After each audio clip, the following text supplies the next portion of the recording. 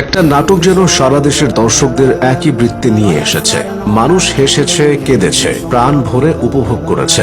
বলছি মোস্তফা কামাল রাজের ধারাবাহিক এটা আমাদেরই গল্পের কথা। এই নাটকে ইরফান সাজ্জাদ ও মনিরা মিঠুদের অভিনয়ে দর্শকরা বিমোহিত হয়েছে, বাস্তবতা খুঁজে পেয়েছে। আর এই নাটকের মাধ্যমে দীর্ঘদিন পর ফ্যামিলি ড্রামায় মজে থাকতে দেখা গেছে বাংলাদেশের দর্শকদের। কিন্তু সেই দর্শকদের জন্য দুঃসংবাদের বিষয় হলো ধারাবাহিকটি এখন শেষের পথে। ধারাবাহিকটি নিয়ে দর্শকদের উন্মাদনা ব্যাপক হলেও এর ৪৯ ও ৫০তম পর্ব যেন দর্শকদের হৃদয় নাড়িয়ে দিয়েছে। বিশেষ করে ৪৯তম পর্বে এমন কিছু আবেগঘন ঘটনা ঘটে যাতে দর্শক চোখে আর জল আটকাতে পারেনি।